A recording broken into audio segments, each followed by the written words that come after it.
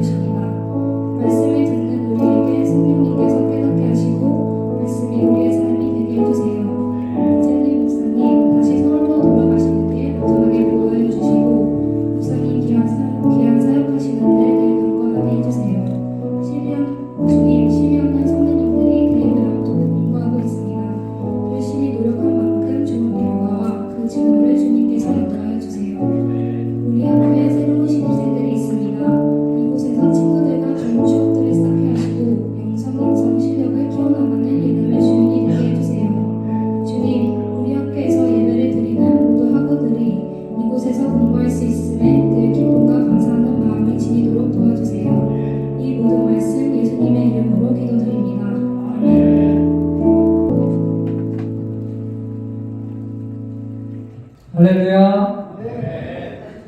오늘 나눠볼 말씀은 사무엘상 16장 7절에서 13절 말씀입니다. 절수가 많으니까 중등 한 절, 고등 한 절, 중등 한 절, 고등 한 절 이렇게 번갈아 가면서 읽어볼게요.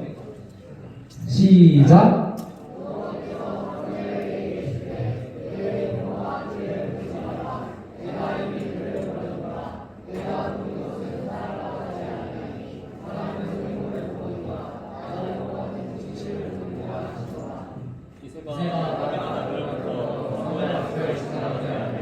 사무엘이 이르되 이도 여호와께서 택하지 아니하셨느니라.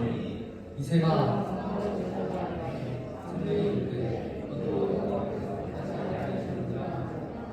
이새가 내 아들 일곱 명과 사무엘 앞으로 지나가게 하나 사무엘이 이새에게 이르되 여호와께서 이새를 택하지 아니하셨느니라 하고 또 사무엘이 이새에게 이르되 내 아들들이 다 이르리라. 이새가 이르되 아직 우리가 남은데 그냥 알지니라. 사무엘이 이새에게 이르되 사무엘이 그에게 내려라. 하다가 그때까지는 우리가 식사자리에 같이 아니하노라. 그의 사람을 보내어 그를 데려오매 그의 빛이 붉고 눈이 빼어나고 얼굴이 아름답더라. 여호와께서 이르시되 이가 등이 일어나 기름을 부으라 하시는지라. 사무엘이 기름을 부으라 그의 계속해서 그에게 하나님으로 알지 여호와의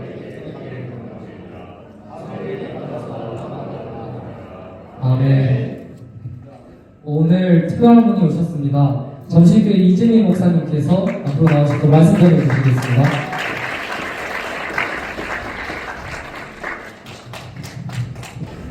예단 친구들 반갑습니다. 저는 잠실교회에서 온 이재민 목사입니다. 우리 친구들하고 이 시간 하나님의 말씀으로 함께 하나님의 음성을 듣는 귀한 시간이 되기를 바랍니다. 제가 오늘 예단 셰프를 처음 들어봤어요. 그런데 굉장히 인상적인 게 있습니다. 두 가지였는데 예배 수준이 너무 높다. 사실 제가 이제 예배를 드려보면 오늘 드린 이 셰프 예배가 제가 개인적으로 받은 느낌은 청년부 예배 같다. 저는 우리 아직 중고등학생들인데 찬양 인도부터 예배에 참여하는 우리 아이들의 모습이 아이들이라고 해서 죄송합니다. 이 친구들의 모습이 마치 청년들 이상의 퀄리티를 보여주는 것 같았어요. 또 한 가지 인상적인 게 있었는데 우리 찬양 인도해 주신 형제님이 한 것처럼 우리 친구들이 말씀을 2번 읽었다는 거예요. 우리 친구들 성경 말씀이 재밌나요? 지루한가요? 재밌다는 친구도 있고 또 어떤 본문은 굳이 이런 것까지 읽어야 되나 하는 지루한 본문도 있을 수 있는데 대부분 예배 시간에 보면 어른들조차도 성경 말씀 한 번 읽죠. 근데 오늘 2번을 읽었다는 것은 그것도 한 절이 아니고 7절부터 13절까지를 2번 읽었다는 것은 말씀을 소중하게 여기는구나. 우리 예당 친구들이 굉장히 인상적이었습니다. 그런데 제가 이 자리에 왜 섰을까요? 제가 하고 싶은 얘기 하러 왔을까요? 그렇지 않죠. 여러분들이 읽은 2번 읽은 그 말씀의 의미를 거기에 담긴 하나님의 마음을 여러분들에게 전해드리고자 온 겁니다. 우리 친구들 저를 보면 어떻게 보실지 모르겠지만 저도 우리 친구들과 같은 학창 시절이 있었습니다. 중고등학생 시절이 있었는데 그때도 우리 친구들처럼 아주 개구지고 재밌고 즐겁고 행복하게 중고등학생 시절을 저는 보냈어요. 그래서 우리 친구들마다 개인적인 차이가 있겠지만 저 때에는 제 그 동창생들이 중고등학생들인데도 고민이 많더라고요. 연애 고민도 있고 성적 고민도 있고. 근데 저는 사실 고민이 하나도 없었어요. 왜? 너무 행복하니까. 친구들하고 학교 가는 게 즐거웠고 하루하루가 너무 행복한 삶을 살았는데 문제는 그렇게 영원히 살 수 있을 줄 알았어요. 아무 고민 없이. 그런데 이 학창 시절이 끝나는 때가 오더라고요. 고등학교를 졸업하고 이제는 이 아이들과 뿔뿔이 삼삼오오 각자 자기가 원하는 대학으로 혹은 취업 전선으로 자기의 진로를 찾아가야 되는 더 이상은 손잡고 함께 다닐 수 없는 1년에 많아봐야 서너 번 만날 수 있는 헤어짐의 때가 오더라고요. 여러분들 분명한 것은 우리 친구들이 이 예당학교가 아무리 좋아도 아무리 지금 행복해도 여기에 영원히 있을 수는 없다. 언젠가는 선생님들의 박수를 받으며 친구들의 격려를 받으며 후배들의 박수를 받으며 이 자리를 졸업하고 예당학교를 떠나서 하나님이 부르시는 또 다른 여러분의 삶의 자리로 가야 될 때가 반드시 오는데 그게 생각보다 빨리 오더라는 거예요. 그런데 1년이 긴 것 같은가요? 3년이라는 중학생 과정이 길까요? 어떻게 느끼냐에 따라 다르겠지만 결코 길지 않아요. 1년이 후딱 지나가고 2학년이 됐나 싶은데 어느새 이제 고등학교에서 1학년이 될 졸업할 때가 가까운 거죠. 우리 고등학생들도 마찬가지죠. 어느새 내가 고등학교 신입생이 된 것 같은데 어느새 졸업하고 이제 대학생이 돼야 될 때가 오는 것이죠.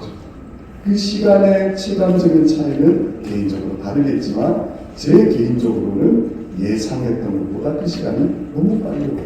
그렇다면 중요한 것은 여기서 여러분들이 몇 년의 시간을 보내든 1년이든 3년이든 6년이든 그 시간을 이곳에서 어떻게 보내느냐에 따라서 그 이후에 여러분들을 기다리고 있는 삶이 달라질 거라는 거죠. 여러분들 지난해 긴 겨울을 어떻게 보내셨나요? 또 이미 신학기가 시작되어서 벌써 3월인데 이 3개월의 기간을 어떻게 보내고 계십니까? 미련이 남아있지 않나요? 후회하고 있는 부분은 없습니까? 오늘 본문에 등장하는 이 사무엘 선지자도 지난 시간에 대한 미련과 후회를 가지고 하나님 앞에 서게 됩니다. 그 미련은 무엇이었냐 하면 자기가 하나님의 명령을 받아서 자기의 손으로 기름 부어 세웠던 이스라엘의 첫 번째 초대왕 사울 왕이 하나님으로부터 버림받았다는 사실이죠. 하나님은 이미 사울은 내가 선택한 자격에서 탈락했다.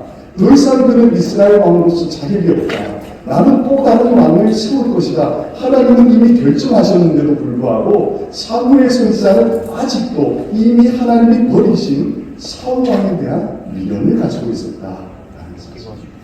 여러분들이 지난 시간, 작년 지난 겨울, 또 방금 지나온 1, 2, 3개월의 시간 동안 아직도 여전히 남아있는 미련이 있다면 하나님 앞에 다 내려놓을 수 있기를 아직도 내 마음에 두렵게 만드는 것들이 있다면 하나님 앞에 다 내려놓을 수 있기를 바랍니다. 사무엘이 하나님이 보내시는 새 왕을 찾으러 가지 못하고 여전히 사울 왕 때문에 슬퍼하며 울고 있었던 두 가지 이유가 있었는데 하나는 인간적인 정의 때문이었습니다. 시그마 조나 사울 왕을 기름 부어 세운 것이 누구였어요? 하나님의 명령을 받긴 했지만 직접 그 기름을 부었던 사람은 사무엘 선지자였습니다. 그리고 그 사울 왕을 섬기면서 이스라엘 나라를 잘 이끌어가려고 함께 고통과 기쁨을 함께한 세월. 그 세월을 돌이켜보니 이제 사울 왕을 하나님께서 버리셨다는 그 사실이 사무엘 선지자에게는 너무나 가슴 아팠습니다.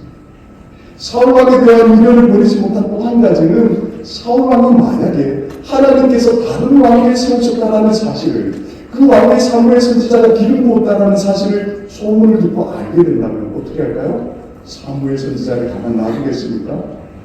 당장 잡아다가 문책하겠죠.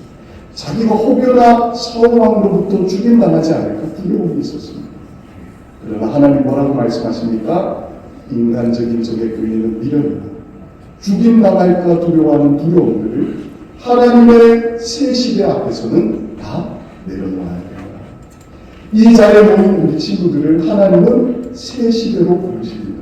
여러분들이 이전까지 가지고 있던 마음들을 내려놓고 새 마음을 가지고 새 비전을 가지고 새 학기 새 학년을 시작하기를 원하십니다. 작년까지 남아있었던 미련이 있다면 이제는 다 내려놓고 이미 지나간 시간은 돌이킬 수 없습니다. 하나님께서 올 한 해 여러분들에게 보여주시는 새 비전을 향해서 하나님 기준을 가지고 나아갈 수 있기를 바랍니다. 그래서 이 사무엘 선지자는 하나님 앞에 자신의 두려운 마음을 내려놓습니다. 사울 왕에 대한 미련을 내려놓습니다. 그리고 하나님이 하라고 하신 베들레헴을 향해 갑니다. 그곳은 누가 있었을까요? 하나님이 예비하신 새 이스라엘 왕이 있었습니다. 문제는 하나님은 그곳에 가면 새 이스라엘 왕을 찾게 될 것이라고 하셨는데 사무엘이 찾은 사람은 하나님이 택한 사람이 아니었다는 거죠. 우리 친구들이 살아가면서 얼마나 많은 선택과 결정을 합니까? 그런데 그 선택과 결정이 과연 하나님께서도 기뻐하시고 원하시는 선택인가는 다른 얘기죠. 내 혼자 좋아하는 선택과 결정일 수도 있고 하나님이 정말로 그렇게 결정하기를 기뻐하시는 선택과 결정일 수 있죠. 사무엘은 첫눈에 봤던 사람을 하나님께서 세우신 하나님의 이스라엘의 새 왕이라 생각했습니다. 왜 그랬을까요? 딱 봐도 이 2세의 장남 엘리압이라는 인물은 키가 컸습니다. 우리 찬양님도 한 친구처럼 잘생겼습니다. 누가 봐도 왕으로서 저 사람은 진짜 왕이 될 만한 인물이다. 내가 왕이 될 상인가. 누가 봐도 왕이 될 상을 지닌 인물 같았습니다. 문제는 하나님은 그렇게 보지 않으셨다는 거죠. 우리 친구들 자기 자신을 바라볼 때 어떻습니까? 나는 누가 봐도 하나님께서 귀하게 쓸 하나님의 사람이야. 나는 누가 봐도 가장 귀한 사람이야. 이렇게 여겨지는 친구들이 있는가 하면 나는 왜 저 친구보다 키도 작고 얼굴도 예쁘지 못하고 머리도 좋지 못하고 같은 재능도 없고 드럼도 칠 줄 모르고 키보드도 칠 줄 모르고 노래도 못하고 내가 내 자신을 볼 때는 사람들의 기준으로 볼 때는 한없이 부족한 점들이 많죠. 다 가진 사람은 없어요. 많은 친구들이 내가 저 친구처럼만 재능이 많았으면 하는 친구조차도 본인이 스스로를 볼 때는 부족한 점이 많았습니다. 그러나 우리가 볼 때 세상의 기준으로 내가 내 자신이 부족하고 연약해 보여도 문제는 하나님도 그럼 그렇게 보시느냐라는 거죠. 하나님도 그래 너는 왜 이렇게 키가 작니? 그러실까요? 하나님도 너는 그래 내가 이쁘게 만들려고 했는데 왜 이렇게 못생겼니? 그러실까요? 아니라는 것입니다. 너는 왜 이렇게 똑똑하지가 못하니? 너는 왜 이렇게 성실하지가 못하니? 하나님은 세상을 보는 기준으로 우리를 보시는 것이 아니라 하나님만의 기준으로 보시는데 그것이 무엇이었느냐? 중심이 하나님을 향해 있었느냐? 여러분들 잘생기고 멋있고 장대한 키를 가지고 있고 누가 봐도 왕으로서 세워질 만한 엘리야이 왜 하나님께는 선택받지 못했을까요? 쉽게 얘기하면 누가 봐도 공부 잘하고 저 아이는 서울대 하버드대에 갈 만한 실력과 재능을 지닌 뛰어난 학생인데 그 학생이 하나님께 선택받지 못할 수 있다는 거예요. 어떠할 때요? 그 아이의 학생의 중심이 하나님을 향하고 있잖아요. 하나님은 이쪽을 보시는데 이 학생은 다른 쪽을 보고 있다면 그 아이가 아무리 뛰어난 성적과 재능을 가지고 있어도 아무리 뛰어난 자질이 있어도 하나님의 중심과 맞지 않다면 하나님은 그 학생을 선택하지 않으신다는 거죠. 반대로 우리는 공부를 열심히 해야 됩니다. 성실하게 주어진 규칙을 따라서 잘 선생님들 지도를 따라야겠죠. 그럼에도 불구하고 나의 연약함이 있다 해도 나의 부족함이 있다 해도 나의 연약함조차 내 중심을 하나님이 바라보시는 그곳을 향하여 하나님께 드리며 나아갈 때 하나님께서 우리의 연약함을 누가 봐도 저 아이는 목동이고 누가 봐도 저 아이는 왕이 될 사람이 아니고 누가 봐도 저 아이는 전쟁에 나가본 적도 없고 누가 봐도 저 아이는 많은 무리를 이끌 왕이 되지 못할 작은 소년인데 하나님은 그 소년을 다윗을 불러서 하나님의 왕으로 하나님의 선지자를 통해 기름 부으시는 분이시다. 오늘 이 자리에 모인 우리 친구들에게 하나님의 이 음성이 들려지길 간절히 소망합니다. 우리 친구들의 마음의 중심이 하나님을 향하여 예배하는 자로 세워지기를 축복합니다. 그래서 이 아름답고 귀한 예담학교의 여정을 떠날 때 하나님께서 기뻐하시는 모습으로 하나님이 부르시는 새 시대를 향해 나아가는 우리 예담학교 친구들 다 될 수 있기를 간절히 축복합니다. 제가 잠시 기도드리겠습니다. 사랑의 하나님 아버지, 오늘 이렇게 예담 친구들과 함께 제 글자리로 하나님을 예배하게 하시니 감사드립니다. 바쁜 학교 생활 속에서도 우리 친구들의 마음속에 지나간 시간들에 대한 미련과 아쉬움과 후회와 두려움들이 남아있다면 이제 그 모든 두려움과 미련들을 주님 앞에 내려놓게 하시고 새로운 학년 새학기의 시작과도 낯설음과 분주한 우리 마음을 다 주님 앞에 내려놓고 오직 주님의 기준을 향하여 하나님께 중심을 드리기를 원하시는 주님만 바라보고 나아가는 올 한 해가 되게 하여 주옵소서. 날마다 우리와 함께 하시는 예수 그리스도의 이름으로 기도드립니다. 아멘.